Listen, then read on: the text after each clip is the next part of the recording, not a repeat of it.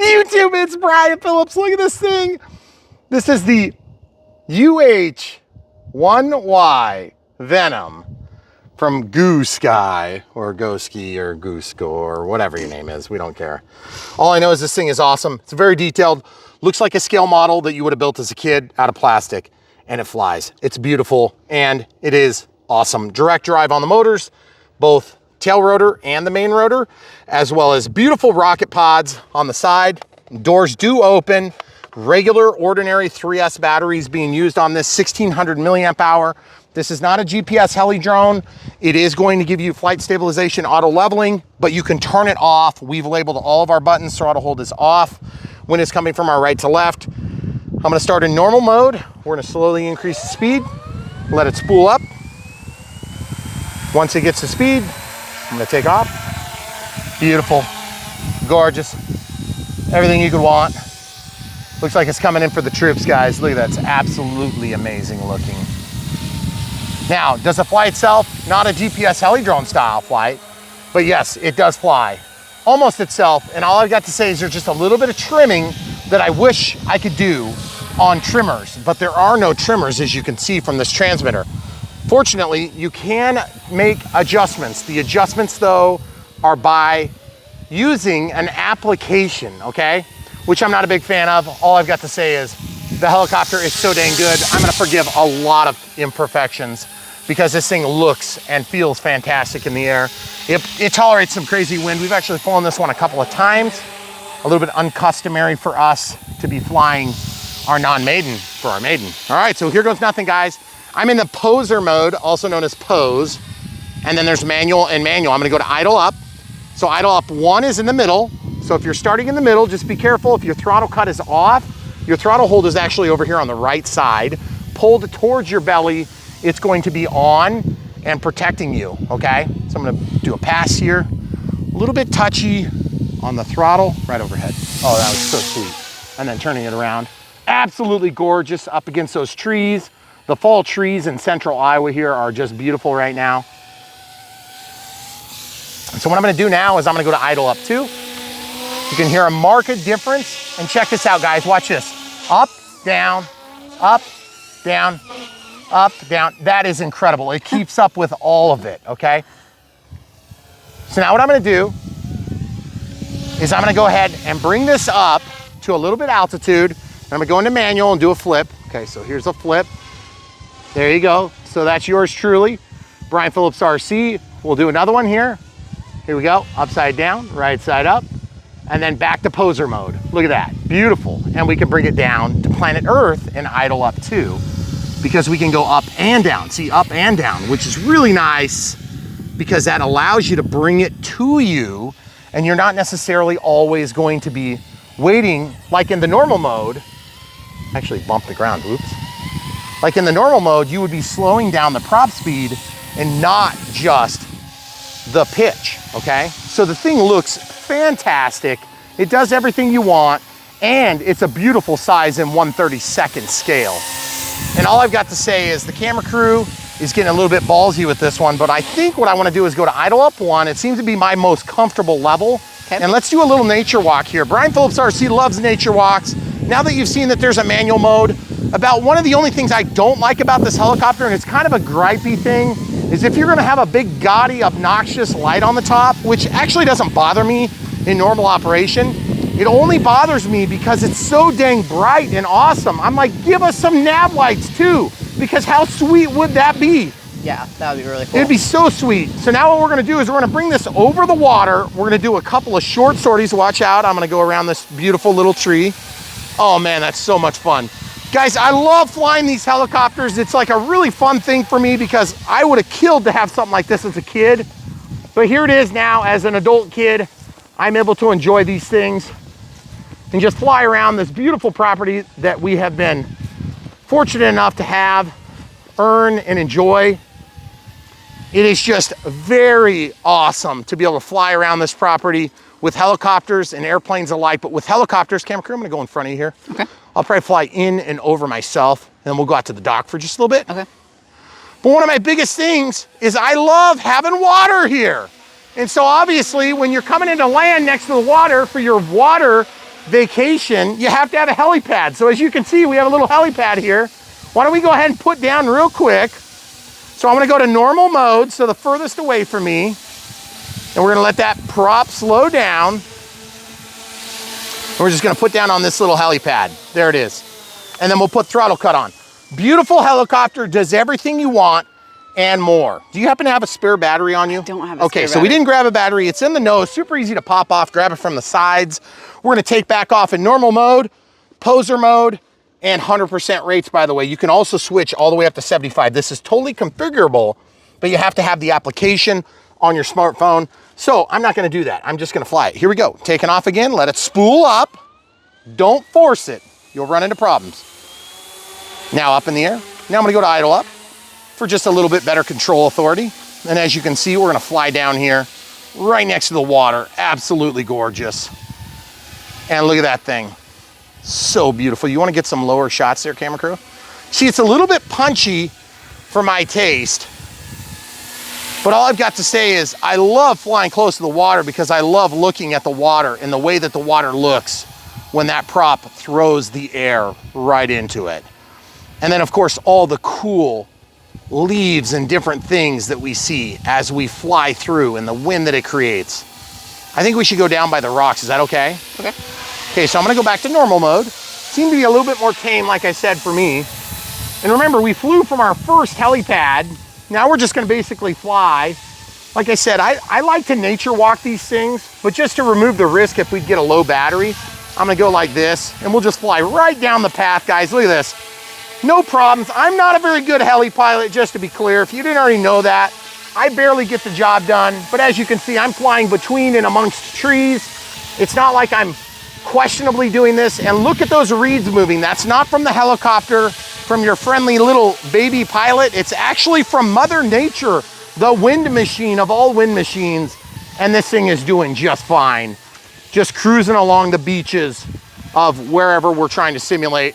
In this case, it's a four-bladed UH-1Y Venom. So it's more of like a current Huey, if you will. But all I've got to say is, dang, that looks good. In all the changing sceneries of Brian Phillips RC. Let's get down by some rocks here, camera crew. And yes, when this thing does run low on batteries, like I said, we normally don't do, that was a nice little hop. Ooh, camera crew, look at this. We have another helipad here. That's so weird. It's like it was designed to be there. Let's try a touch and go. You good? Mm-hmm. There it is, touch and went. The guys jumped out the side. And when this water is back up to height that we like, then we're gonna have some pretty sweet footage here down by the rocks. You can see how low the water is right now. It's been so dry around here. But guys, this helicopter, it's proven to be like second to none. I absolutely love it. Yes, of course, we recently did some competitive offerings, but I gotta say, I love the way this thing looks. Camera crew, are you able to get anywhere closer to the water by chance? Yeah, let me try. Because look at how stinking sweet that is. Look at that. So beautiful. And like I said, if I were to open up the app and adjust my pitch curve, I could take some of that bounce on the throttle right out. But as you can see, it just looks fantastic. And by the way, it is not calm, okay? It is windy as windy gets right now. And I'm gonna just go ahead and go back here behind the camera crew. We'll bring it down one more full circle around those grass blades, camera crew. Yes, you can do flips. Yes, you can rotate this thing. And yes, you can do it with a certain level of impunity back to an idle up one. You wanna see some dirty landings? Oh yeah, dirty. You guys ready? Here goes nothing. Camera crew, you good? Mm-hmm. So we're gonna do an off runway landing. I know it's a helicopter, like you don't need a runway for a helicopter, but in this case you might. Check this out. Watch the dirt and dust. Going back to normal. Oh, gotta love it, guys. You see how windy it is? The dust doesn't even stay long enough to hardly even see it. So sweet. All right. So now you've seen it, folks. This thing is just absolutely fantastic. I love seeing helicopters. I love flying helicopters even more than seeing them. But when you can see them, on a shelf. Walk up to them and touch them, and they're just as good in the air as they are on the shelf. That's what you want. So check out the links in the video description below. Buy one, support Brian Phillips RC and the partners we partner with on this particular helicopter. We're gonna take back off as we blather some more. Okay, in normal, spooling up. Let it get up to speed. Soft ground, so you might notice a little digging. We'll just get up in the air just a little bit. Absolutely gorgeous. Now those trimmers would help me to take that little bit of a rock out of the helicopter. But I gotta say, what an absolute gorgeous sight. If it had some nav lights on there, even more gorgeous. So I'm still waiting for one of these manufacturers to come out with something like that. Now also, full disclosure, if you know how to fly this helicopter and you don't need auto leveling, yes, there is a manual mode, and yes, the manual mode is awesome. You do have full control authority. You can put the thing upside down, you can put it right side up. And let's go ahead and fly it down the dam real quick. We'll just go down the dam runway. Camera crew, you good there? I'm just flying away from us just to demonstrate you can fly away from you. We've done a lot of close shots, but I mean, you don't have to stay close all the time. I guess that's more dictated by what your eyesight can handle than what the helicopter can handle. And by the way, look at the flight time. We've been flying for a long time, folks. Man, does that not look like a real helicopter just flew over the top of the house and it's coming to like attack? Oh yeah, rocket pods coming your way, Brian Phillips RC. Absolutely gorgeous. And yes, flying amongst the woods and over the dirt, it just makes it fun because all that stuff gets kicked up. And what an amazing experience. How can you ask for more from an awesome helicopter? Because I'm gonna tell you something. Okay, it seems like it's gotta be getting low. Okay, so let's land it here and see what happens. Or should I go to the helipad? You wanna go to the helipad one more? Yeah, we can do that. See if I can get it. Oh, it's so dusty here. It's got to it is cool in the dust. Yes. Get a super low shot. Yes. Super low landing, deadliest catch style. Okay, guys, I gotta say, these helicopters are getting really good. None of them are perfect, because if they were perfect, they would have some nav lights on there. But if that's your biggest complaint on this heli, then you're reaching, okay? Throttle hold is on, and I'm gonna hold this thing because it is absolutely beautiful. Camera crew is gonna show you the transmitter up close for just a quick sec. And yes, these doors do open. They're a little bit hard to open, and they only go about halfway. They click and stay. So what'd be nice is if there was a gunner that stuck out the side, that would be awesome. And I gotta say, the blades, everything is beautiful on this thing, up to and including, by the way, Unbox, we may have put this on backward in the Unbox. So if you guys are following along, definitely check this. You want those little ribs pointed out towards you as it's spinning, okay? But beyond that, this thing is beautiful. I love it. And I think you will too, because it just does all the things you want a heli to do. And then if you're a good pilot, you don't need the aids of auto leveling. This thing stabilizes nicely and it flies really good. And the four blades really lock it in gyroscopically. So I really like the way it feels in the air. If there was one complaint, I'm not crazy about being able to see the motor here, but you don't see the motor there when you're flying because it's just basically obstructed by other moving parts. Also, if this light really bothers you, this light is kind of helpful because it's going to tell you the mode. So like as you switch between your modes from pansy mode, okay, to manual modes, you can tell the difference by that. And you can also see it while you're flying. I believe the light changes conditions when we get to a low voltage warning. Flashes. Okay, and yes, this has a regular collective and a regular cyclic. So this is spring loaded just like your ailerons and elevator on an airplane. And then this is gonna be yaw for pivoting like this. And then this is gonna be either the pitch relative to the speed in idle ups, both of them, or pitch and speed of the main rotor, just like a real collective would be, okay? So this is just a beautiful example of what we're getting recently. And I gotta say, it's not all from this brand, but Goosky or Goosky or whatever you wanna call them has been making some pretty nice helis for a long time. Now, I can definitely tell you this, if you buy one of these, you're gonna be very happy with it, unless you have some catastrophic disaster. Remember, helicopters that crash tend to get broken. If you take off too quick, if you jank this into the air, you might find that it flips, okay? If you do that, remember, don't push it. Just let it spool up. Just like every other helicopter, you're gonna be tempted to lift early. I've made mistakes doing it. And the other thing too is they're so dang gorgeous that you're gonna see every little damage point and think, it's not gorgeous enough. I want it to be like stock, okay? So don't be surprised if you get this thing and you put it on the middle of your coffee table and it's a talking piece. But the cool thing about this, compared to like the SR-71 from E-flite, right?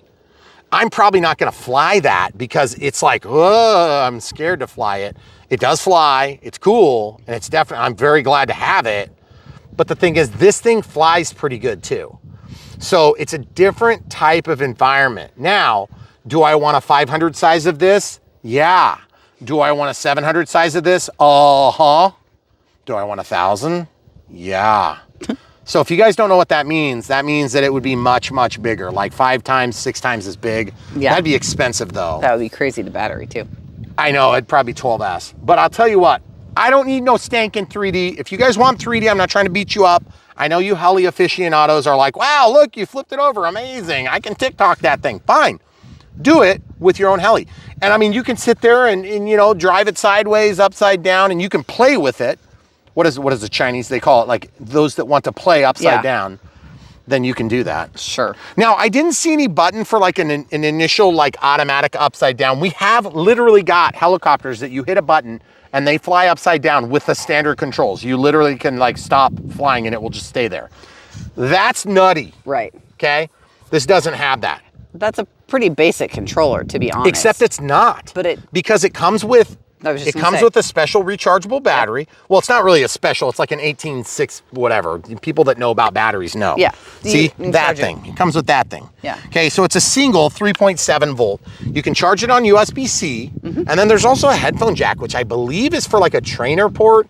But just don't mark my words. I don't really know because I don't care. I'm not buying this thing for a trainer port. I'm buying it because it's going to be awesome. But you can also do that in a bind and fly. You don't have to get the ready to fly. That's right. Now, camera crew's going to hold this very carefully. Yep. I'm going to show you. Squeeze right here, and then it pops off. Be careful about the windows on these doors. I think they pop out because every time I grab, they like to pop out. Okay. But like I said, just an ordinary style 1600 milliamp 3S XT30, which is like, I kind of wish it was an XT60 because it'd be a little bit more common. But the thing is, I have lots of adapters. If you don't, just remember you gotta have the adapter. So I go from XT60 to XT30, and then from the XT60, I go to the IC3 or EC3. In my case, it's usually EC3. And then I go into my smart chargers. So we'll talk more about that in the Unbox Build radio setup. But you know, guys, it's really tough for us because we don't know what we're getting into until we get into it, okay? That's true for you. Look, a lion. Oh, it's not a lion. I'm sorry, it's just a cat. Never mind. But what I'm going to say is that cat's about to get something too. Good cat. Yeah, she is. So she ate something last night, by the way. So yeah, there's still guts up there by the garage. Oh, good, great. Yeah, we should have used it in the video. It would have been cool. All right, guys, if you have cats, leave it in the comments below. The internet loves cats, evidently. This thing is just fantastic. You're going to really enjoy it. There's some of you that are heli aficionados, and I have to say this each time we do a beautiful scale heli. Just because you think everybody should know how to fly helicopters doesn't mean that they do. It's taken me years. I had a helicopter that you needed to know how to fly, and I got that far with it. Yeah. I didn't have a tail gyro. I didn't have anything. And you know what? I never progressed. I crashed it a million times. I fixed it a million times, and I hated the entire experience. Yeah. It was expensive. I felt terrible. I kept wasting my family's resources on it. It was expensive. I think my wife like collected all like the gifts from that Christmas. It was like your whole present for the whole year from everyone. Yeah, right. And so like my whole family made all these sacrifices. So we did. This is back when we were like poor and young. Yeah. And which is terrible, but that's, you know, I mean, you got to go through that. And by the way, you guys think, oh yeah, you just tripped and landed in that property. Are you kidding me? We worked our butts off for this stuff. So if you guys are watching this and you're thinking it was given to us, yeah, right. No, we've worked for it, and I work for it still, and I'll keep working for it for many, many more years. Yeah. But just to clear up that indisparity that might come up once in a while in the comments from the most foolish people, most of you guys are awesome. You know what's going on. You know what it's like to work for around for a long time. They've seen us do it. But what I'm saying is I had a helicopter, and I couldn't get it. I did not have the skill, and I was playing video games and stuff. I was good at, you know, doing RC stuff, but but I couldn't get it. You want to know what made the difference for me? Safe. Safe. This doesn't have safe, but it has a technology that's just basically the same stuff. Sensor-aided or sensor-assisted flight envelope is what SAFE stands for. It's an AS3X based product, artificial 3-axis stabilization, which is all Spectrum. This is not Spectrum. You don't need Spectrum to have auto leveling. They just do a good job of it. And yes, I do like the Spectrum offerings through Blade and different offerings that they have at Horizon. So we're not trying to bust any balls. We're just trying to say this thing does a good job. What I'm saying is, guys, don't bust balls and stop people from getting into the hobby that you love, helis, okay? You heli aficionados, you gotta back off a little bit. Some of you have come full circle. Some of you are still kind of saying the same things. And I'm not saying that I couldn't have progressed more, but guys, you gotta remember, we do a lot of stuff. The helis are just like this little piece of it, okay? For me, that's probably all it's ever gonna be. For you, it might be like your thing. Just like some people love 3D, and some people love sailboats, and some people love model trains. We don't want to take anything away from anybody else in those areas, but remember, just remember how hard it was to learn to fly. And if you can't remember, don't remember, let somebody else remember for you, because it is hard to learn to fly, and it's even harder to learn to fly helis, okay? Helis are easier in certain ways, and they're much harder in other ways, but I think by and large, they're harder. Yeah. In general, okay? Because if I didn't have stabilization, flight level, I could not fly. Yeah. But I can fly a plane that has nothing now. And you've improved a lot in your heli skills in the last few years. And yet I still suck compared to the average real full-scale, heli or not pilot. full-scale heli pilot. Yeah. But the people that are really flying helis. Yeah. Okay. And we have literally met some of the best helicopter pilots, RC helicopter pilots in the world. And they have handed me the controls to their helis, and I'm like, you are insane. But yet I still managed to fly for 1 second. Thanks, Rick. Yeah, that's right. So anyway, guys, at the end of the day, well, and then Gary didn't have me fly that one. But anyway, it's just some of the best pilots in the world. It's amazing to be in company of people that really know what they're doing. I'm just going to wiggle the stick so it stops beeping. Inactivity. It will go into an inactivity alarm. It's very obnoxious. If you want one, here's how you can support Brian Phillips RC. Buy one from the links. If you want to see our Unbox build radio setup, just make sure you put this on the right way. It keys on either way. You can put it on backward. It's very easy. It'll still technically work, but just don't tempt fate, okay? The drawings on this, just like the technical information on this, are weak. They are very poor, just like the other offerings that we have at this particular company that we work with. So when you look at the links and you follow the links, you'll understand the other companies. But out of respect for the company we're working with on this, I'm not going to mention the direct competitor. So this E2 is what they call it, by the way, the E2, but that doesn't mean anything. That's the Goosky model number. Yeah, the Goosky model number. Yeah. Is it? It chimed at me. Did we finally hit low voltage? Oh, maybe. I am going to unplug this just to be on the safe side, because if it's going to start chiming at me, I don't want it to like do something. Chop my finger off. Right. So guys, look at this. It's a very reasonable size pack. By the way, it's not hot. It's been a while. I've flown helicopters where if you did that, you'd burn your cheek. Yeah. Okay? And, oh, you're right. It has been sitting for a little bit. But every time we've flown this, it's been reasonably cool. And I got to say, I really enjoy this helicopter. Is this better than the Apache? Personally, I like the Apache too. They're both really good. GPS heli drone is not available in this one yet that we know of. They might come out with one. It's just like every other Chinese brand. They're going to eventually do it all anyway, and it's all going to be through every other brand. But I can just tell you this, if you want this right now, check it out. Links in the video description below. You'll help support us. And if there's going to be the GPS heli drone offering, then the links will take you to that too, essentially, right? Yeah, on this? Okay, good. So RC going, you'll get it there. All right, that being said, beautiful helicopter. I am a sucker for scale details and a helicopter that performs. Short of catastrophic failure or some sort of issue when you force it in the air, which I did accidentally do that, and I did flip it over, and yes, they did send us some parts, so we did fix it, okay?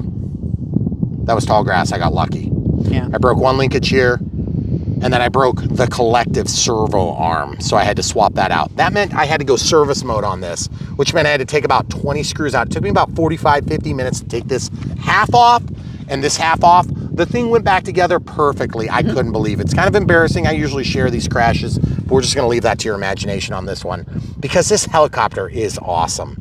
And I'm not, okay? So just remember that, guys. I crash just like everybody else. We just had a crash reel not too long ago. We could probably make 10 more like that. So, but this is a great choice. If you're an aficionado and you really do appreciate helicopters, hear what I'm saying. I'm not trying to beat you up. I just want you guys to understand, help support the new people in the hobby. It's hard to learn to fly. Don't forget it. Encourage those people, okay? So that means when you get something like this and you don't need that mode, just remember it's one switch condition. You got 2 manual switches. You got 1 poser mode, and I do still make fun of it, and I use it all myself. So at the end of the day, this thing does a good job of the things that we expect to be good, and it does a great job of looking amazing. I'd love to see some LEDs coming soon, guys, That'd be cool. because this thing would look sweet. And I would kind of like to see some missile rails and stuff like that as options for these things. Also, picking hook. Oh, and by the way, yes, you can't put DSMX on this, but it would be in the form of DSM. Plugs right there. You can go in with, I believe it's s-fhss by default. Yes. And then you can do other protocols as well. They have S-Bus. And something else that yeah, there's another one that I didn't recognize. Yeah. But the manual does talk about that. Remember, if you're doing SRXL2, you need 4 pins. This has a 3-pin plug, which means that if you're doing SRXL2, there's a wake up pulse that comes from that system. We don't have that on this. This is the older style 3-pin, okay? So just double check if you're buying a Spectrum satellite receiver or whatever to do it. There will be limitations of room here too. But if you have to pull this thing opened, you'll be able to get it back together, no problem. And yes, I do cringe every single time I take this off. Yeah. Hasn't broken yet, okay? So that being said, very big, ample storage for battery, okay? And you could probably go a little bit bigger and still get the CG right. Not sub 250, okay? So if you're flying outside of a free and you wanna be compliant, you can cram your remote ID in there, and we'll actually show an option in our Unbox build radio setup, if you recall, okay? So, beautiful helicopter. Get one today from the links in the video description below if you want to help support Brian Phillips RC. And if you just don't like this, or you're like, hey man, I just want a bigger, you know, like Robart helicopter or something. I mean, I want to spend like 10 grand on a helicopter. Okay, congratulations. When we get to reviewing those, I can't wait, first of all. But we don't have any links for you on those. But you can follow our master links. So if you got something over at Hobby King you want to do, we got a master link for that. If you got something at Amazon, we got links for that too. But generically speaking, we work with certain people that get these things to us so that we can review them for you. And then when the sales come through, it helps support our channel because we're blowing money really fast on things like that dirt work that's happening probably starting tomorrow or the next day. And that's going to be a 200 by 150 foot pad for the dam gift shop, which is going to be a 60 by 100 foot building, which is going to contain a full scale hangar, as well as some other stuff, which we'll get into in a later video because we're losing light. This, of course, is the dam, and it's going to be the dam runway. And if you look, you can see the tracks right now. See the tracks? You see the tracks? Right here. That's the dam runway. And it's coming soon. It's about 105 to 110 degrees off of the main runway, and the main runway is going to be expanded. And then there should be a helipad somewhere. I haven't decided fully on what we're going to do out here yet because of the nature of the intersection. We'll talk about that more in another video. It's going to be bigger than these helipads, right? Yes, it's going to be slightly bigger. And we need to get bigger stones because those ones are a little bit too tight. Seriously, we need it for like flywing size ones. Yeah. So, oh, those ones are only 18 by 18. I'm gonna get 24 by 24s. Which, by the way, those pavers worked really nice for heli landing pads. I had 3 of them. We didn't make it to the 3rd one. Sorry, guys. But they're really super easy to do. Just vinyl tape, put a little H on there, and you're ready to go. It's super fun because they don't tip, and they certainly won't blow away. And then you just put them on the ground, and you've got something to go down that's gonna give you good footing, okay? So, at the end of the day, we love doing this stuff. We wanna bring you guys good, actionable information in the RC realm. We love bringing you guys good content, high quality content. But at the end of the day, we understand that really it's all about you and what you want to see. And so hopefully we're giving you exactly that. Long format is harder. It's somewhat discouraged right now by YouTube because they want everybody to do short form and they want everybody to stay on their platform until they die. So if you want to give them a fat middle finger, then all you have to do is go to bprc.me or you go to brianphillipsrc.com, same place. Going to direct you to the same thing. And then basically what's going to happen, just turn on the light. No, it's just the focus. So if you guys go over there, you can do your comparison and contrasting between this and other amazing products that we've done in the past.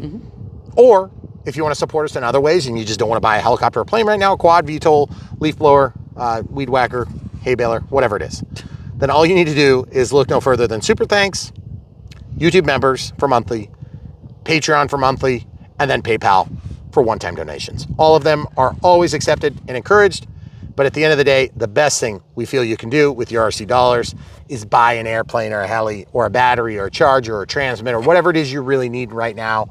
Get it for yourself. Let them pay a small commission to us, and then we all win, okay? Easiest way to do it. And also, at the end of the day, we don't just want you guys watching, we want you flying. We want you driving. We want you running boats. All these things that we enjoy here, we want you to be enjoying them wherever you're coming from. All right, that's all we got. Unbox coming next. Stay tuned, and thanks for watching. YouTube, it's Brian Phillips. We have a box. We're gonna open it right now. Pretty excited for this one, and I'm sure you guys are gonna enjoy it. You've already seen it fly, and I'm sure you've seen some pretty good things. So, as with everything else, we're gonna go through the Unbox Build radio setup now. A lot of yellow tape. A lot of yellow tape. When they're taped like this, I never know exactly how it's gonna come out, so I'm always super careful. Feels like this is actually going around like a retail package. So, oh yeah, that's what it is, I think. So once I get this cut, it should slip out. All is one big object here. Oh yes, it's a UH-1. It's a Huey. And I gotta get it out of the package here because I feel like I'm not doing it justice right this moment. So this is ready to fly. And it's another helicopter that we have been screaming for, which would be a super scale replica type helicopter. And so we're gonna show you what it's all about here. See if it's worthwhile. If it's something you guys would like, you can order it from the links in our video description below. They do worldwide service from what we're told. I mean, there are always exceptions to that, but oh man, that's cool. Of course, that's the real one. And I think that's the real one too. This is made by Goosky or Goosky, just depending on which way you want to say it. And this is a 1/35th scale. And we're gonna get right into the unbox because this looks awesome. Hold on, here's the actual dimensions. So you can see right there. It looks like, do we have the weight? Flying weight, 538 grams. So it's not sub 250, which is too bad, but at the same time, I want bigger helicopters, so this is good. Yeah. Okay, so the packaging is a little bit weird on this. Oh, it's got one of the foam boxes. Okay, nice. All right, so here we go. It's a brushless drive system. New Dawn Legends Drawn. New Dawn. Yeah. Legend Drawn. Okay, so I don't know what that is. That must be like the livery. Their slogan or something. Yeah, I don't know what it is, but we've had some Goosky stuff that's been pretty good in the past. I'm hoping this thing meets our high expectations because we've had some pretty awesome helicopters lately, and this is no exception. Okay, so we do have a carrying handle, which is nice. We got the two clips here. So unclip, unclip, and then it opens up. Very nice. Okay, so now you notice right away that the rotor is not assembled, okay? So we're gonna pull this out. We normally don't start with the heli, but oh my goodness, it is so dang pretty. I think this opens. Yes, it does. Cool. You can see the brushless motor in there. So cool. And by the way, that does snap halfway, but it doesn't go any further. So I'll close that back. Rocket pods here. So gorgeous. Looks like the front pops off. So I don't think it's supposed to be popped off in packaging, but we'll find out here in a minute. We've got the wire cutters or rope cutters. And this side also pops open, which is pretty sweet. Of course, same view. So really, really nice looking. The color up on top is different than the color on the body. So you have this darker color here and then this lighter color here, and it's just ultra detailed. Looks like a literal scale model. And I'm just gonna try to pop this on, and I don't wanna break it, but I wanna make sure. Okay, so we have that all the way on now. Absolutely beautiful. That is so cool. You can see through the air inlets on the twin turbines. Okay, they're not actually turbines on this, obviously. Okay, so I wanna jump into the batteries as soon as possible. So we're gonna show you what comes with this. ISDT PD60. So this is like a little charger. And then I see the batteries over here. So the reason I want to jump into the charger stuff is because I want to see what it's going to take to get this thing running. And obviously we want to have it charging while we're doing our unbox. Okay. So this comes with an XT60 and then a balance lead 2 through 4S. There's a play button and then you can choose the mode. Okay. Throw the bag in the garbage. Looks like we have a screwdriver here and a hex drive, a few zip ties and some spare bolts. Put that right back in. We are going to need those more than likely. Then we've got what looks like quick start guide. What is this? This looks like the blade installation guide. Okay, so this is in Chinese. Oh, so it is in English here. Mm-hmm. Yeah, it's only one-sided, so look at that for a quick second. Rotor blade assembly guide. Okay.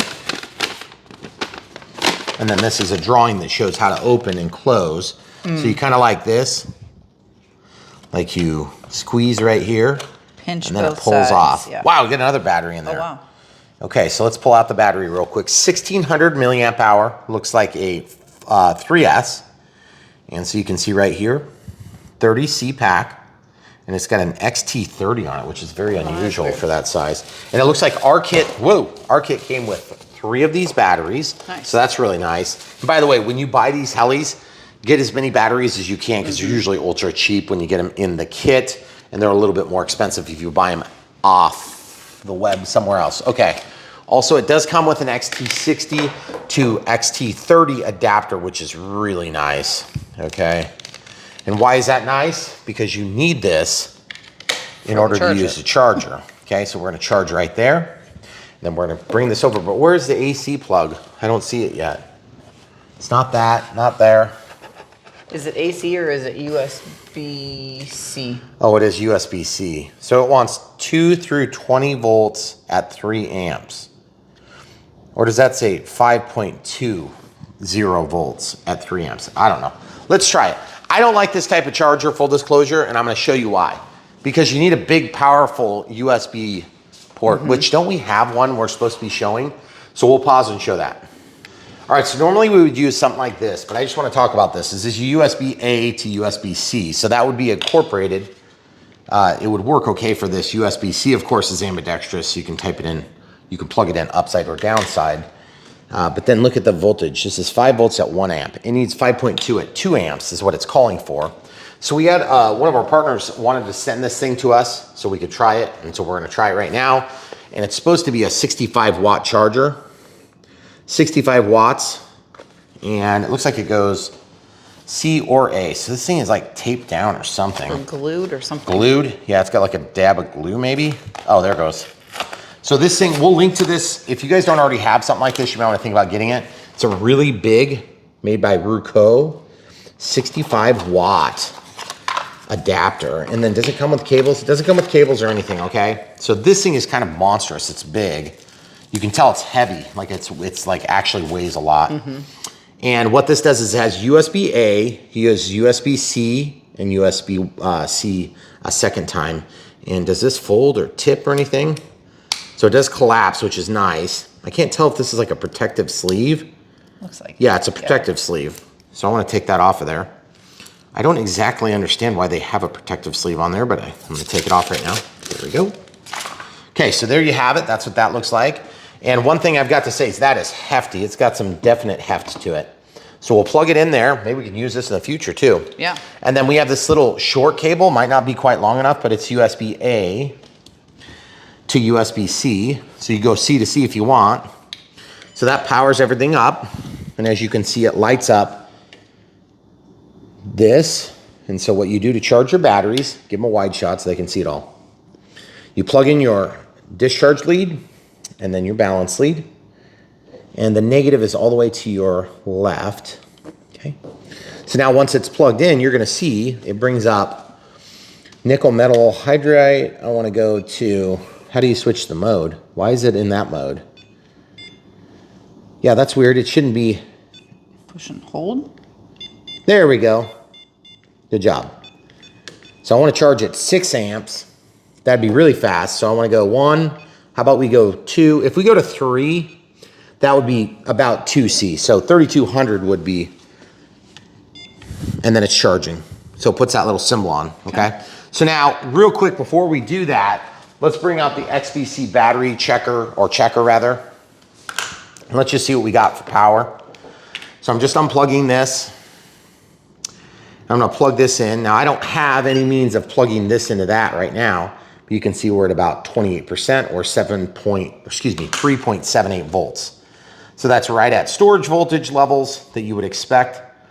Plug this back in, and then we'll press play. It automatically stopped the charge sequence. Okay, very good. So now, alternatively, you could use just a regular slow USB that's gonna put out a 5 volts at like 1 amp, or maybe 5 volts at 2 amps, or 5 volts at 1.5 amps. So this little adapter could be kind of a game changer for us with all these cheaper chargers, because now we can actually charge faster. This also has a cooling vent on it, which is nice, the included charger. And so just keep in mind, you don't get this with the Heli. Right. At least we haven't found it yet, if we haven't found it yet.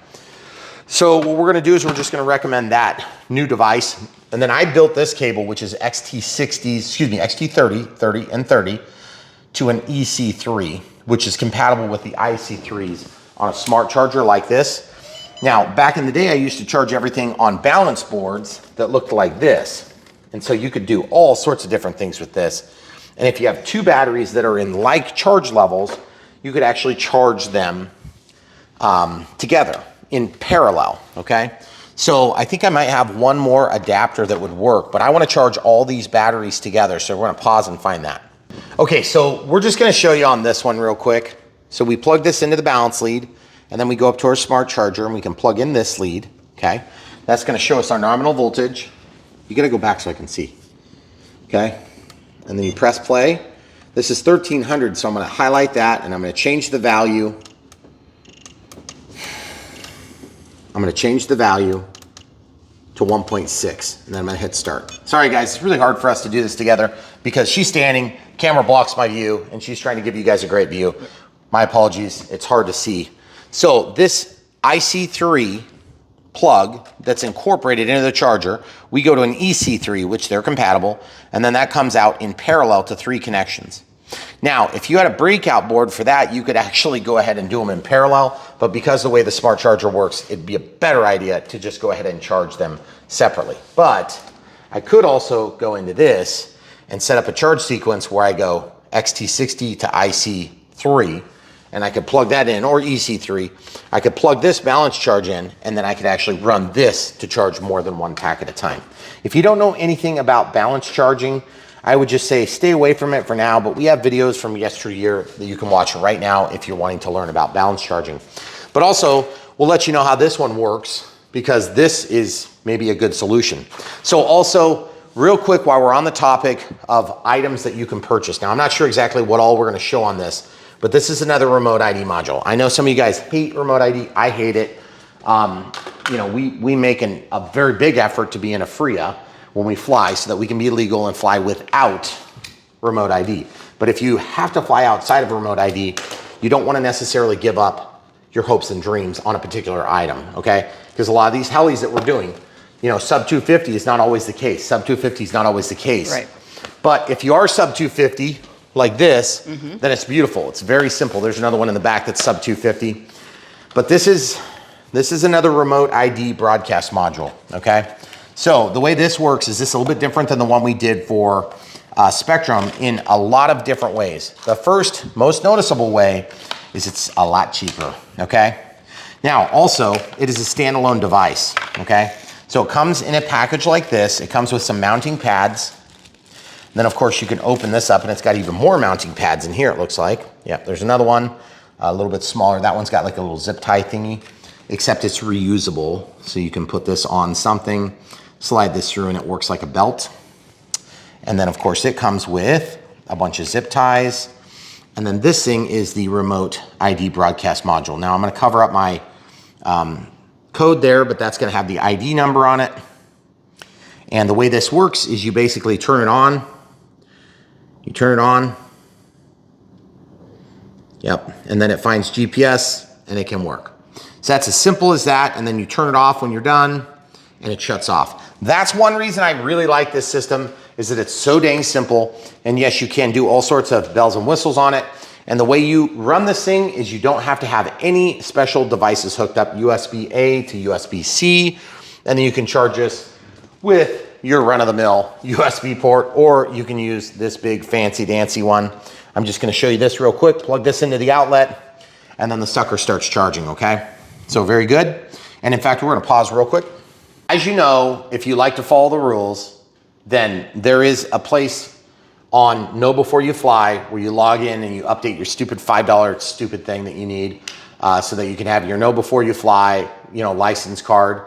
And it's basically part of the drone registry program. And this thing would then be identified to you as a remote ID module. And you can attach it to a plane if you want, or a helicopter or whatever. But the whole idea is most people watching our channel probably are not gonna comply. Okay, good for you. But there are people that fly in and around Karens that will turn them in. And there are people that fly and they have legal issues that they want to avoid. Like for instance, they're a full-scale pilot and they don't want to lose their regular license. Right. And so they have to be extra careful about what they're doing so as to avoid run-ins with the FAA. The truth is, if you ask my opinion, I would tell you off camera. It'd be a little different than what I tell you on camera. This is one of the very few times where I'm going to be a good boy on camera and I'm going to tell you the truth when I'm in person. Okay. So you know where you can stick this thing. Look how small it is. It would be a lot less painful than other USB charged remote ID modules. Okay, so it's made by a company called Ruco, okay? So they also make this charger, which is kind of nice. We have links to it. It's an Amazon offering, okay? Yep. So if you want to use it, you can. And I'm just going to tell you this right now. We don't waste a lot of time on remote ID because the truth is, I think that the government just wants us off their back. They want this monkey off our back. And while everybody was saying the sky is falling, I was one of them. The truth is the sky has not fallen. It's just gotten much bigger and more broad and more free. Because the truth is, once you have the ability to comply, you can do whatever you want with it. You can mount it wherever you want on the plane. I can't stop the thing from falling off. I can't guarantee that the thing won't die in flight or the battery dies. I mean, what are we supposed to do? So there are apps or application that you can put on your smartphone. You can use it, you can track the GPS, all that stuff. And I'm gonna let you guys know how great that is. Well, and there's companies that are trying to make it easy and cost effective for people that want to or need to comply. So that's why we're showing. So the last one we did was $100. And if you didn't already know about this, it's made by Spectrum. And so Spectrum basically was selling these at a single dollar profit margin. And that's before everything got delayed. And it comes in a small kit like this. This battery's not included. And that's about the size of it there. Now, the only difference is you could run this off of your receiver, and then it can integrate the GPS information that you are obligatorily broadcasting to anybody that would want to see it, okay? You also get to see it, which is kind of nice. So there are some advantages to it, but it's kind of like having like a speed limit on your car, if you have what am I trying to say? Like a governor on your car? Like a governor on your car. Like, get out of here, governor. This is my car. If I want to speed, I'm going to speed. Truth is, consequences fall on us. For the pilot, we're in charge. It's our responsibility. Now, the reason I bring this up right now is because A, we needed a fast charger for this. And B, wow, look at that. Oh, it's already at 80%. That's pretty sweet. That is going fast. Okay, so we're going to unplug this. The reason I bring this up on this heli is because here's the thing. Listen, we've had a few helicopters lately that are really good. And we couldn't fit the remote ID module in. So that means it's gonna limit some people from being able to do it because they fly around Karens, okay? There's two ways to solve that problem. One, you get a smaller remote ID module, something that can fit in here, or maybe you open the door. Let's see if we can get it in there. Just remember, you got a motor in there you gotta deal with, okay? Now the other thing is you could get really creative and you could mount this wherever you want, but the idea is when and if you decide to use a remote ID module, you could probably tie it on here, you could put it wherever you want. I don't care, wrap it in aluminum foil 6 or 7 times to make sure it's really secure. This is small, okay? It's slightly smaller than the Spectrum offering, and that's the reason we bring it to your attention, okay? Now, obviously, these companies want to make a buck when they're selling them, but this thing comes in at a whopping like 35 bucks. Yeah, it's pretty cheap. So 35 bucks is cheap enough to where, see I put tape over the ID, it's cheap enough where I wouldn't even be opposed to just popping this case off and working it into an object like that helicopter. if I knew I was gonna be flying around Cairns and not necessarily flying in a Freya, okay? Again, we don't talk about a lot of legal stuff on this channel because here's the thing. The laws change, the rules change, the rules are different everywhere. And so really at the end of the day, the best thing you do is keep people that are seeing you, experiencing your flying, that are neighbors, acquaintances that have close connections to you when you do fly, keep them happy. That's the best way to do it. Most people are gonna be excited to see an airplane. Most people are gonna think it's really cool.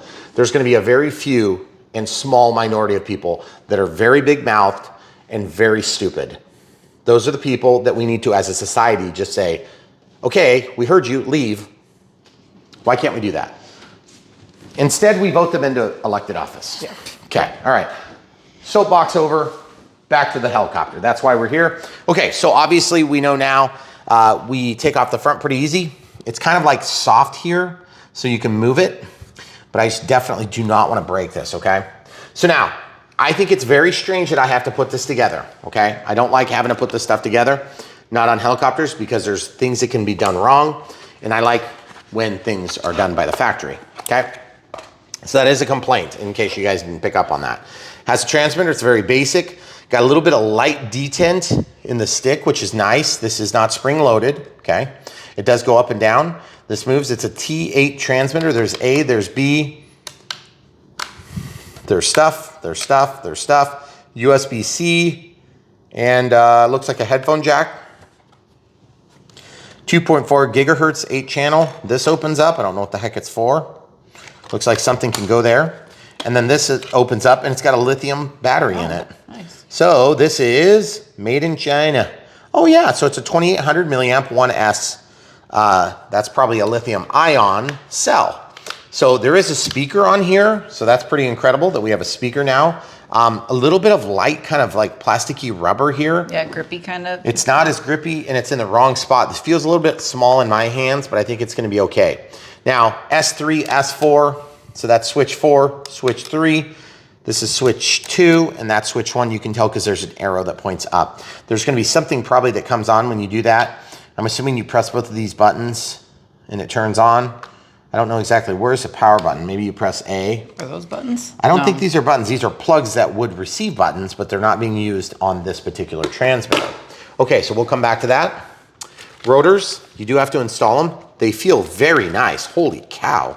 And there's a lot of them because they did give spares, which is nice. Set, hopefully. There should be 2 sets. 1, 2, 3, 4, 5. Wow, so they give you 5 and you only need 4. That's stupid too. Have you ever crashed a helicopter and had only 1 blade broken? No. Okay, so if you're gonna provide spares, provide the right number of spares. That should be 4, especially in this price point, okay? But there again, you get into more expensive helis, you're not gonna have any spares, okay? Yeah. You don't even get the blades, okay? So there's the hardware. Looks like the hardware for the tail boom, tail rotor. And this does have another shaft. I'm not sure what that shaft is for. So it might be another prop shaft that goes on the main rotor. Okay, so we're gonna close up the box, snap it shut. And then it's ironic because the Goosky is upside down because the handle's up here. So I'm not really sure why that's upside down. Maybe it's an accident. Not a deal breaker one way or another. Okay, so now we have to figure out how to do this. This could be a bit of a pain. So I'm bracing myself for frustration and impact. I gotta stop and say for a second, this thing is absolutely gorgeous. It is so detailed and so refined and it looks really dang good. I also think the tail boom looks good. They didn't even try to hide this. They just went ahead and terminated it and went straight to the brushless motor. And I can tolerate that, but I still think it might have been cool if they would have just made it blend into the body. But if you can't do it right, don't do it at all. Just kind of get it done, okay? So we have to put these on, and they're telling us that the rotation direction with the Goosky should be up, okay? So it looks like these go in here like this, and they go to the outside hole. You want to show them this. And what are they saying? You got to leave it so I can see it too. So you're gonna have a flat bearing on either side. Like that. Flat bearing on either side. Then there's a nut on the bottom. So it's pretty simple. No need for a thread locker. And you want to know why? Because these are nylocks, guys. Okay, I'm gonna dump out the nutsack. You ready? Mm-hmm. And you're supposed to put those washers on top and bottom, okay? So there's your nylocks. These things are very small. Again, I'm hoping that I can fold this and put it away. This says 2. Ooh. That also says 2. Okay, so we have 2, 2. And then this one here, I'm gonna actually cut the blades out this way. Oh, this is 4-bladed. This is 4-bladed. I just noticed that. It's not 2-bladed. So yeah, so it's a different setup than the Huey down there is a 2-blade. This is a 4-blade. Yes. I just connected the dots on that, and I feel like an idiot for not having noticed it. I should have noticed it. We are super excited for this helicopter, by the way, when we got it, and still excited for it. But I gotta say, I'm not a big fan of having to put stuff together on helicopters. I want the experts to do it. So this is gonna go here, but first we have to put a washer on each top and bottom. These are very thin and they stick together, so be careful. So there's one on the top, there's one on the bottom, okay? And basically slide it in until the hole is there. Do the alignment with your screw. Get the alignment right, slide it in. There is a little bit of a lip on each of these blades that allows that washer to stay in the point where it should be. Okay, and then we have a nut. This nut, I'm going to just have to show you up close. That's a nylock. You can see the nylon on the tip. So I'm going to flip, I'm just rotate around and then see how the heck I can get in there. I'll move around. Oh my goodness, I just dropped that in the helicopter. Don't go to the motor. Don't go to the motor. Don't go to the motor. Oh, so lucky. So guys, that was pretty awkward. Okay, I got to get my driver set.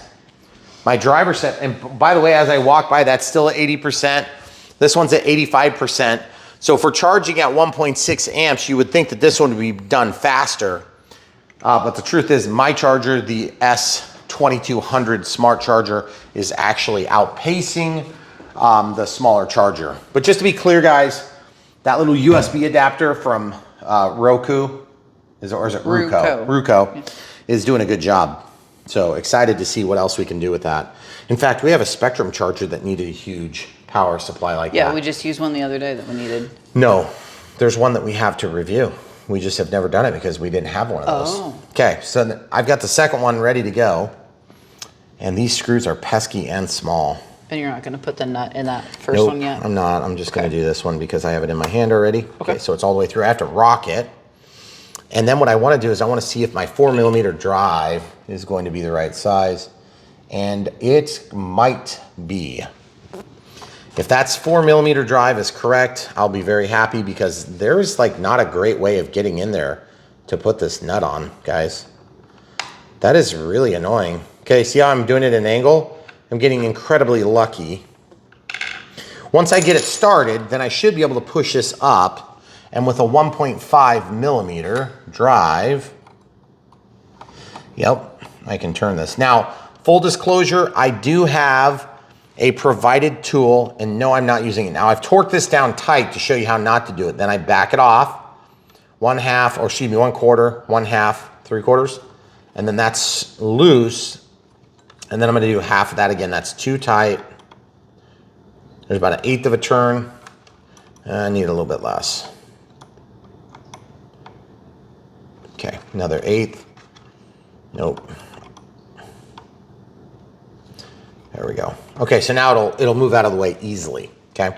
So now the same thing, I'm gonna rotate this and I'm gonna try to balance it on my finger and just show you it can be done without the use of a special tool. And I'm just wondering if there's a pocket that will drop into. I can't see it up there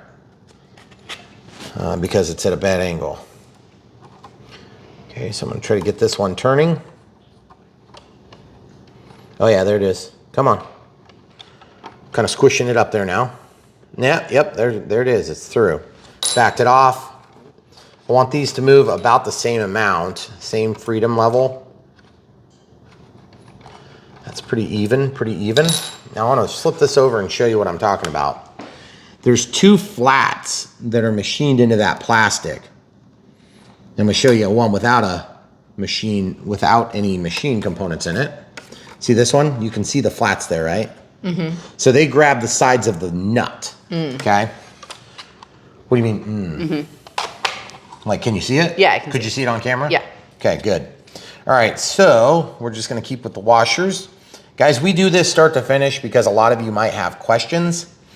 And if you do have questions, leave them in the comments below. A lot of times people ask me questions and like a year later, I'm trying to figure out what the heck they're talking about because I don't remember every aspect of every model build. But the good thing is we have a plethora of information available on brianphillipsrc.com by way of going to the playlist on YouTube. See, I've got it stuck on the tip of my finger with the nylon down, and that didn't work very good, so I'll show you a different way. It's right here. I'm gonna try this again. That is a real pain in the neck. This Heli's small. I don't have a problem with the size, by the way. I'm sure it'll perform fine. This is not a heli drone, by the way. This is just like a regular helicopter that we fly, but it's got stabilization and auto leveling and all that stuff. I hope. I think so. Okay, so we're putting that in there. We're putting this on here. And if you guys didn't ever get a close up of that, it's basically a bushing surface. In this case, it's a washer. And just slide it in, and it makes it really easy to actually put these rotors on. So I don't have any problem with the way this assembly is going. It's just, you know, I didn't want to have to do any of it. Okay, upside down with my finger, finding the tip, and then backing up, and now going forward. Once it bites and you get the threads, or you get two sides of the nut hang on to in the plastic. Okay, so bracing. I'm trying to figure out if they're about the same. This one's a little bit tighter, so I'm gonna back this off just a hair. Just a hair, like 1/16 of a turn. Yeah, that's pretty even now. So they'll hold their position, but they're easy to knock out of the way, okay? So that'll protect your blades to a certain extent, and obviously you want them to be able to swing out with centripetal force when you're turning on the motor for the first time, okay? Now this quick start guide, believe it or not, shows lots of different information, okay, which is pretty cool. That's all in Chinese, the side I'm looking at. Good Lord, look at all that information. That is so crazy. Oh, they have a DSMX plug. They have an S-Bus, UART, and ELRS. So if you have a DSMX, you can plug that in. They have a bind button. Wow. Oh, look, there's all the menu. There's all the stuff. Throttle hold, nice. Why don't they label this? Why don't they label the transmitter? Yeah. If they're going to show you all this crap, just label the dang transmitter.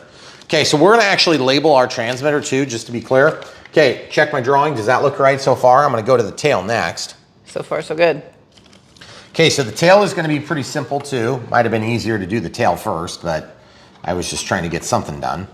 Now, if you turn this this way, you're never going to get any further than that. So the best case scenario is you turn 3 of them this way and 1 of them that way, and then I don't know if this thing will still fit in the case, because if you look at it, it's too long now.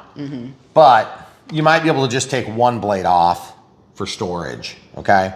Let's see if it goes better this way. It does not. Okay, so now we're talking about this brushless motor down here. And what does it say? Let me look at the instructions. The instructions say, yep, M1.6.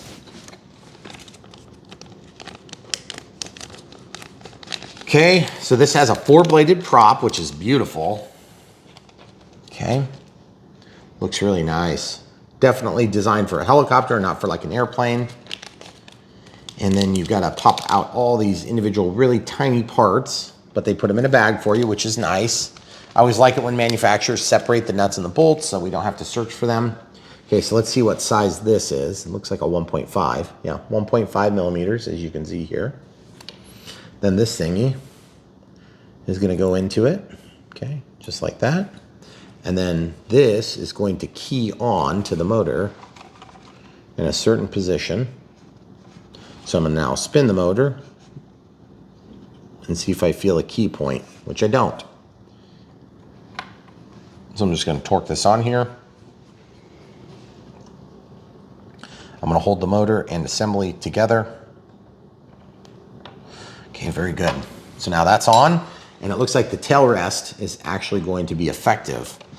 So once you get your blades out, the tail rest won't be such a big deal, and obviously you're eventually going to have a battery installed as well, so that should help to balance everything up. And I gotta say, that thing is a showstopper in terms of looks. So if you're looking for something that you can fly once and then put on the shelf and say, yep, it flies, this would definitely be one to put on the short list, because so far, so good. The thing is absolutely gorgeous. But I do have complaints, and my complaints are in this regard. I don't like to have to take things apart in order to store them. And I don't like the idea of basically, I don't like having to take off the nose, but it does allow us to use a standard or more standard battery. So that is a positive there. So along with the negative, there's some positive. So far, so good. It's gone really smooth. I don't even know how to turn this stinking thing on. Let's go ahead and check that next. Okay, so we have this quick start guide. Power 1, power 2, this illumination. Okay, so if I turn this on. You suppose we have to charge the transmitter I don't know. It turn on? Well, you remember you have to press both buttons on some of them? I don't understand why it would take so long. So I guess we have to try to charge this real quick. So in order to charge it, we got to pull something off USB. Okay, so the little remote ID module looks like it's green. Okay, so we can unplug that. And this would go with the user's manual, okay? And then basically what we would do is we would get this thing back into the box, and then this kit can go back into our toolbox of goodies, and that's the way you can do that. Now I'm gonna plug this into power, and you can see we do have power there. Looks like it's charging itself up. Now, for kicks and giggles, this is at 100%-ish area. And then show the people over here, this was started shortly thereafter. Looks like we're at about 4.19. So it's just doing the balancing and stuff now. So that worked perfectly fine. And what I'm gonna do is I'm gonna unplug this charger. As soon as you unplug it, it disengages and stops charging. And then I can unplug this. So we're at 95%. So what I'm gonna do is I'll go ahead and finish the charge by plugging that in, lining this up and plugging it in. And then I'm gonna press play, and now it says charging at 3 amps, okay? So pretty good. I could go to 6 amps if I want. I could go to 1 amp. I could go to 2 or 3. I'm gonna do 3. I think that's a safe bet. The nice thing with this is, even though it does multiple things, it seems to remember when you unplug what your last setting was. So if you're only gonna use it for this, it should work pretty good. You have to reset it every time. Okay, so since this is at 98%, we're gonna let that finish charging. And we gotta let this charge for just a quick sec, so we'll be right back. All right, so while we've been waiting for batteries to charge, or just get to the full charge, we remembered on the back of this remote ID module, they have an Android app and then an iOS app. So you would just scan that thing and you can get the app, and then you can set it up. But that doesn't necessarily set you up with the website from the feds, wherever that is, the know before you fly thing. Okay, so obviously this transmitter, or you can just fly in a FRIA and then who cares? Then it's none of their business, or you can just do whatever you want. I don't care. They have a Bluetooth connection evidently on this, and there's an app you can use if you're Android. And I don't know, do they have one? Yeah, Android or Apple iOS, okay. So it's got Bluetooth connection. You can set up different settings, I guess. Okay, so these ones are gonna be the power buttons. This will be throttle and yaw control, so not throttle, but collective. And then this would be the cyclic or cyclic. Why do I always say it wrong? Cyclic, right? Cyclic, I think. Yeah. Okay, so then over here on page 3 of this little manual, it says idle. So this is the idle up. So I'll just write idle. So idle up is, in the helicopter terms, dang it, this marker's not marking. That's gonna be like whether it spins up and spools to full speed, then you just change pitch, or if it spins up faster as you move the collective up as well. So this is the idle, and I don't know which way it is. And then this 3-position switch, for me, I think I want pose mode, which is P-O-S-E, which would be auto leveling, and then this is manual and manual. Manual, and this is manual, okay? So the pose is the top setting, the manual is the bottom setting, and manual is the middle setting. But pose is like auto leveling almost certainly, okay? Auto leveling. Okay, I put that in parentheses for pose, okay? So then over here, we have 75%, 80%, and 100%. So this is 75% rates, 80% rates, and then 100% rates on this switch, okay? And then this is throttle hold. Throttle hold, okay? And I don't know which side's on, so we're just gonna say that. And then this is idle up. I don't know why they use slightly different terminology from model to model, but they do. And so with Helis, I lean on the manuals a little bit more than with airplanes because I know what I'm doing a lot more with the airplanes than I do with the helicopters. So now also when I was reading this real quick, this is one thing I wanted to point out. You have to press this bind button 3 times until the flight controller flashes blue light quickly if you're doing a bind. I think to one of the other protocols. This supports DSM-X, DSM-2, and DSM. So DSM-2, DSM, and DSM-X on the DSM-X port, but it's the 3-pin style, okay? So 3-pin HX 1.5 millimeter pitch 3-pin connector. So that's like the older style as opposed to, what's the... So not SRXL2. That's right. So SRXL2 has 4 pins. Yep. SRXL has 2, or has 3. So if you've got the newer style, you have to go from 4 to 3, and I don't know that it'll actually operate the bind mode because there's pulses that have to come out from the controller in order to do it. So if you have to use that, you may have to bind with a plane that supports SRXL2, and then, or like a receiver that supports SRXL2, bind it to your transmitter, pull it out, and then use it on the heli, and your bind will already have happened. Oh. Okay? I see what you're saying. That's a trick that sometimes works. I mean, we're not gonna be doing that today, just because I wanna see how this works with the factory settings, okay? So we're gonna let that keep charging, and I am gonna keep this quick start guide handy in my kit if I need it again. And that's one thing I would suggest you do when you've got a lot of different models like this. It's a good idea when you get critical information that might be a little bit irregular compared to other models. It's always a good idea to keep this stuff with you. If you're at the flying field, you got bad signal or something like that, you don't want to have to look stuff up, but you can look up the manual using a QR code that's included inside of here. And I gotta say, helicopters are a lot easier to store than airplanes, okay? Now, even though I love looking at them, and there's a lot, we have a lot of them, they're a considerably easier process for storage, okay? So if that's one of your holdups, or your wife says, yeah, you can do it, but it's gotta stay out of my living room or whatever, then don't let her see my video, okay? I was gonna say, is that all I had to say?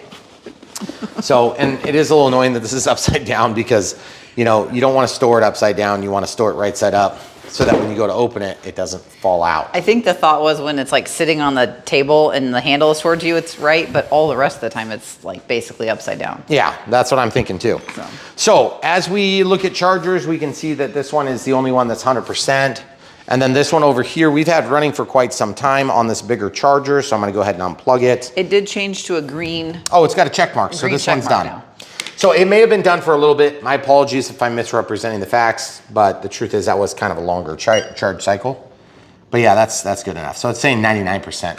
So it's about 4.188, so 4.19 volts per cell. That's definitely full, okay? So now the second thing we need to check on, and I do really like, by the way, just going back to the Roku, it's not Roku, it's Ruco. This thing is big, it's not even hot at all, but 65 watts is a lot of power to be coming out of one of your adapters, okay? So we'll plug that, we'll just keep that ready and handy for the next time we need it, because we do a lot of charging in this show at Brian Phillips RC. And if you guys are brand new to the channel, you may not be used to seeing the complete start to finish project, but that's the way we do it here on the channel. Now, you're probably thinking to yourself, well, you're gonna show setting up this R111, right? No, because pretty much as soon as I set it up, it's gonna be all my personal information. It's gonna be a map right to our house. It's just all the stuff that like we don't generally show on this channel, okay? We love you guys, but there are still some crazy people out there and I have a family to protect. So I hope you can appreciate that. That being said, if you're here and you have basically are back and you're with us, we appreciate you being here. If you want to support us, one of the best things you can do is buy these awesome helicopters. quads, VTOLs, airplanes, jets, all the different things you see. And by the way, this thing is freaking beautiful. I mean, it literally looks like a scale model. This is just getting so good. And I gotta say, I can't wait to fly it. I'm sure it's gonna fly really dang good. And the thing is, this one's not a heli drone, so it's just a different flying experience than a heli drone. Like this heli drone over here, we just did an Apache the other day, and we did it right up against a competitive offering to that, which was the non-heli drone. And they both are great, okay? If you know how to fly helicopters, you definitely don't need the heli drone, but the heli drone, which is gonna incorporate a GPS, and it's gonna have a return to home feature and all sorts of different things. You can have it fly in certain patterns. Really cool, but also quite a bit more expensive, okay? For my taste, the way I fly, I don't necessarily need that, but it's really cool. I handed the controller from like this Bell 206 down here to my father-in-law, who doesn't know how to drive a radio-controlled car. And he was able to control it. Now, I was there on very close supervision to make sure it didn't crash by doing something stupid. But the truth is, it's really hard to do something stupid other than like quite literally telling it to hit the ground or telling it to hit a tree or a building. Okay, so it's really good. This is a different situation. You're gonna be flying this helicopter. It's not gonna be like flying the M4 without a stabilizer on or auto leveling. It's gonna be like flying the M4 with auto leveling on. It's gonna fly really good. Then you can go into manual mode. You can do upside down flying. You can do loops, rolls, all that stuff if you want. I'm not that guy, so you're not gonna see me doing that on this channel. And that is because I'm not very good at it, okay? I know my limits, and everybody has limits, so you might as well get used to that. This one's done too, so we're gonna unplug it. It's already demonstrated that it's full, but we'll go ahead and throw it on the XBC checker just to show you the difference. This one went to 4.187 as well, so 99%. So it looks like these ones charge to about 99%. And for whatever reason, I think because we're charging at a 3 amp rate here, and that one was on a 1.6, and then this one we did at 3.2 amps, and it took considerably less time, okay? But if you charge at a higher rate, sometimes it tapers down to nothing, and you lose that last percent or 0.5%. I've noticed that to be pretty popular on these cells. So what you gotta do is if you wanna get 100%, slow down the charge rate on the charger, and it'll give a longer time to balance lead as it's bringing it up to full charge. And by the way, on a Spectrum, full charge means it's gonna keep working for a little bit to balance, and that's nice if you don't have a smart pack like this. The smart pack has its own battery management system in here that's gonna self-balance and automatically discharge the battery pack for you. So if you ever pick one up and it's hot here or warm here, that's normal because it's discharging. So if you set it to 240 hours, which is the longest setting, about, what is that, 240 hours, so it'd be like 10 days. So 10 days later, it's gonna be warm for a little bit. Okay, as it discharges. Our son noticed that for the first time the other day. When he was happened to pick one up, and he's like, "Oh, it's what you meant." So this XBC 100 checker, it's a smart checker. It's not necessarily just for batteries. It also does servos and things like that. That type of tool that you use or you see us use on Brian Phillips RC can always be found in the supplies tab. And as you can see, this one's done, and I'll show you what we're talking about. 777 milliamp hours was forced into that pack at a rate of 0.6 right now currently, and that's gonna keep counting. And you can see where we are right now. So when I unplug this, it's gonna de-energize the circuit, and then it's gonna wane, okay? So watch this. This is my other charger plug I use. So it goes to these connectors that would normally go into motor leads, okay? So you gotta be real careful with that one. So I'm gonna unplug from the power source first, and then I'm gonna quickly pull this out, okay? You see? And I just made that because I didn't wanna have another random connector. Now this is one of my big gripes about the EC3 or EC2 is incompatible, fundamentally incompatible with the, it's comparable XT60 or XT30 rather. And that's because they need room for the data pin. Now, XT60 and XT90 are both gonna be compatible from the correct direction to their competitive offerings. And I like that, okay? So just to make sure you guys understand what I'm talking about, if you have a battery that's equipped with an XT90, you should be able to plug it into, I'm trying to think. You can't plug it into that. Like if your plane had that, which it doesn't usually have that. But if you have an XT90 on the plane, you can stick this type of plug, the IC5 or an EC5 into it. You can also plug an IC3 into an IC3 or an EC3 into an XT60 connector on an airplane, okay? And here's an example of one, like this. Like this is your airplane. You can plug this in, it's just a little bit tighter on the socket, okay? So that will go, and it will go all day long, okay? So we depart from that technology and that exception to the rule when we get down to the IC2 because they have not enough room for the data pin.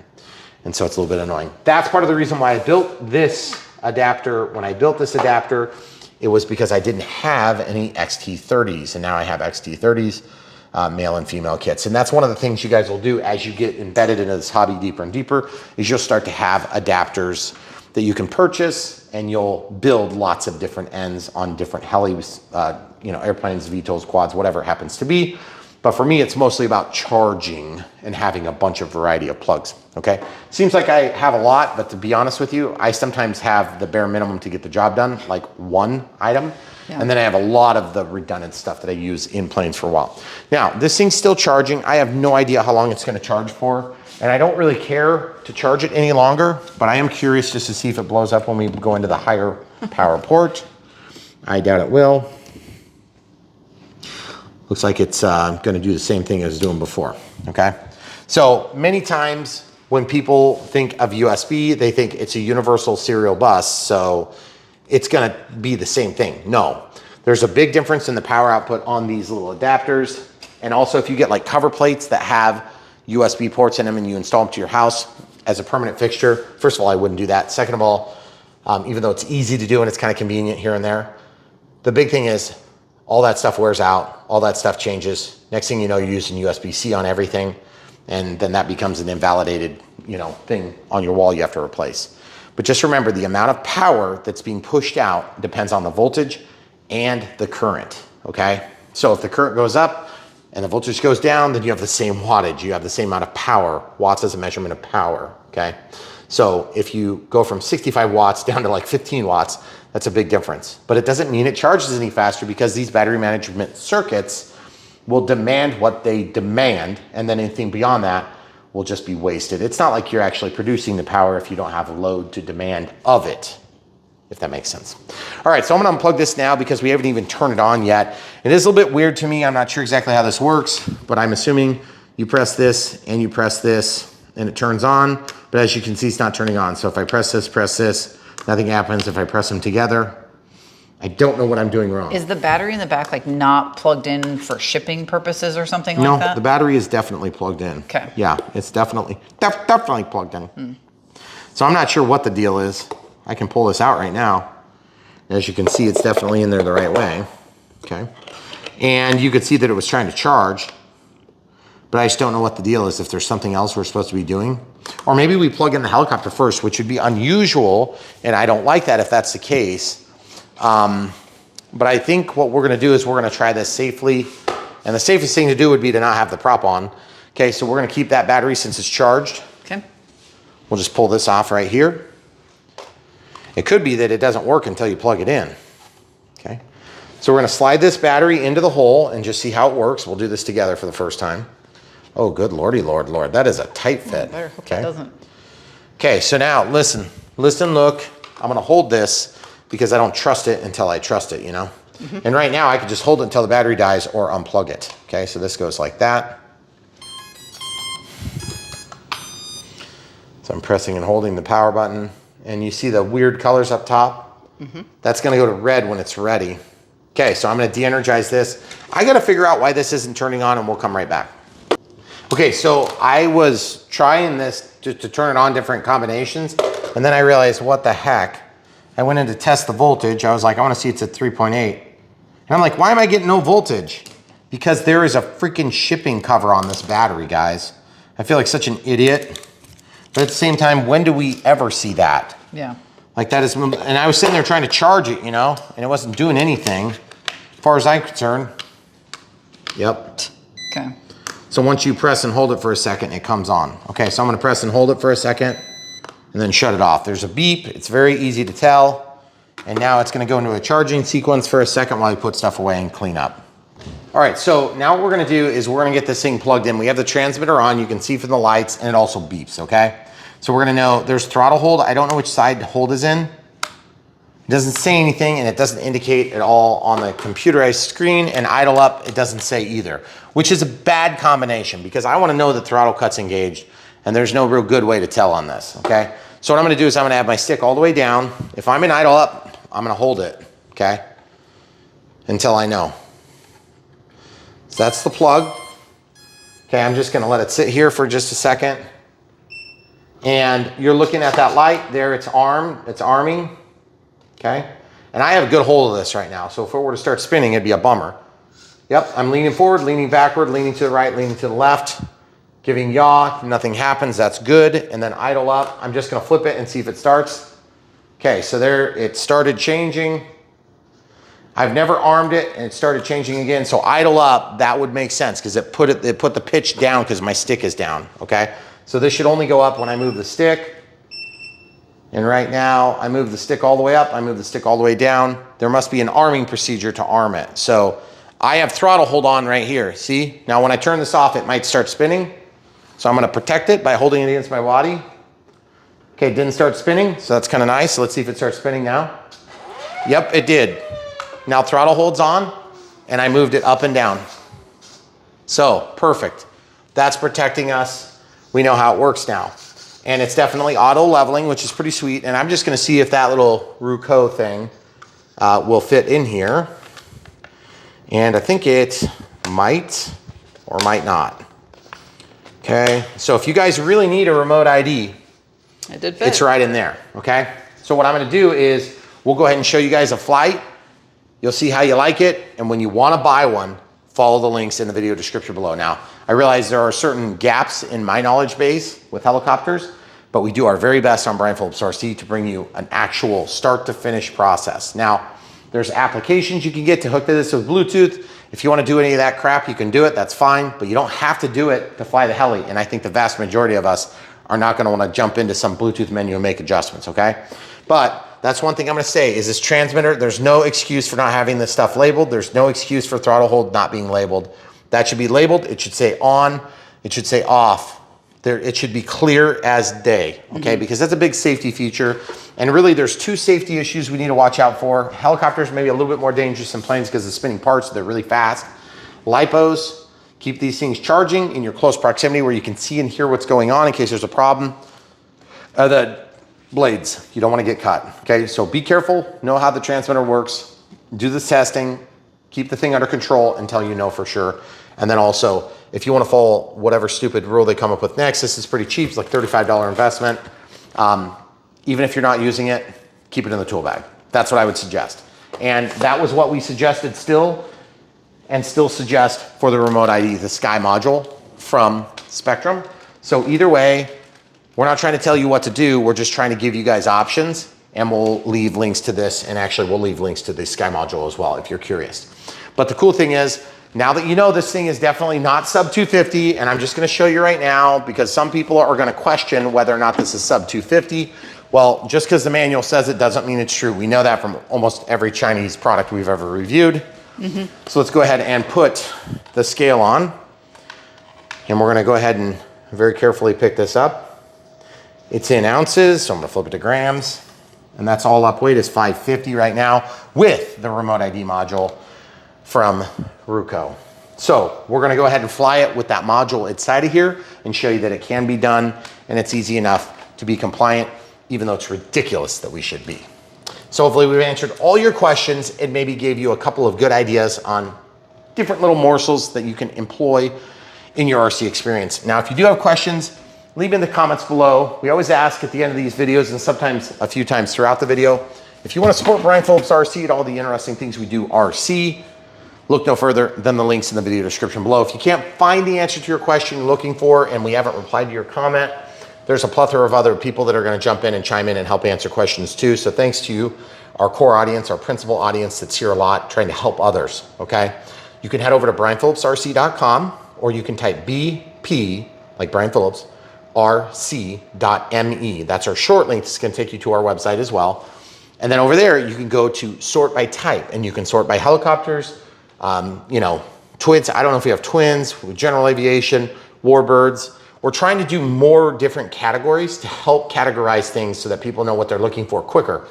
And when you click on that, you'll scroll down, you'll see a playlist, which shows the thumbnail. It looks like you're gonna be watching a video, but it's actually the playlist for a given product. So like this F7F, if you wanted to learn about the F7F, you can go through that, find it, and then it'll show the Unbox build radio setup of the Maiden flights, or maybe this Cessna 182 from FMS, or maybe that E-Flight Extra 330, or the T28 in the back, or maybe this Draco, or the SR-71, whatever it happens to be. This is just what we've done in recent history.